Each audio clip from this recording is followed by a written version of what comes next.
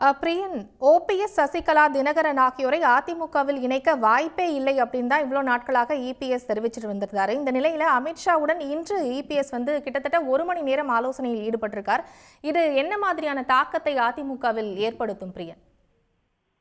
EPS எந்த விதமான ஒரு மனமாற்றமும் வருவதற்கான வாய்ப்பு இல்லை. ஏன்னா அப்படி இருந்ததுன்னா அவர் நேற்று இரவு அவ்வளவு சீரியஸா அவர் பேசியிருக்க வேண்டிய அவசியம் இல்லை. அதனால அவரை பொறுத்த மட்டும் இனிமே ஓபிஎஸ்க்கோ சசிகலாவுக்கோ இல்ல தினகரனை என்டிஏக்குள்ள சேர்க்கிறதோ இல்ல செங்கோட்டையனோட மீண்டும் ஒரு நல்லுறவு வைத்துக் கொள்வதற்கான வாய்ப்போ கொஞ்சம் கூட இல்லை. இன்ஃபேக்ட் நாளைக்கு அவர் செங்கோட்டையன் அடிப்படை உறுப்பினர் பதவி இதுல பொறுப்பு கூட நீக்கலாம் கூட ஆச்சரியப்படுறதுக்கு இல்லை ஆக்சுவலா.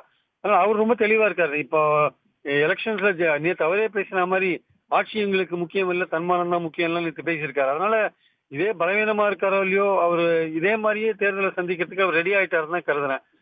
எந்தெந்த கட்சிகள் கூட்டணிக்கு வருதோ அந்த கட்சிகளை சேர்த்துட்டு இதே மாதிரி பாஜகவோட இணைந்துதான் தேர்தலை சந்திப்பார் அப்படின்னு நினைக்கிறேன். யாரையும் சேர்த்துக்க வேண்டிய அவசியம் இல்லை, இதே கூட்டணி போறோம்னு அவர் நினைக்கிறாரு.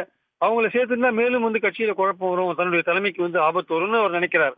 ஸோ அந்த பாயிண்ட்ல இருக்கும்போது இனிமே ஓபிஎஸ்ஓ இல்ல சசிகலாவோ இல்ல தினகரனோ இல்ல செங்கோட்டையனோ அவர்களது தனிப்பாதையை பார்த்து கொண்டு போவது நல்லது. ஏன்னா இந்த மாதிரியான ஒரு கண்ணாமூச்சி விளையாட்டை தொடர்ந்து பாஜகவோட விளையாட வேண்டாம் அல்லது எடப்பாடியோட விளையாட வேண்டாம் என்பது என்னுடைய கருத்து ஆக்சுவலா.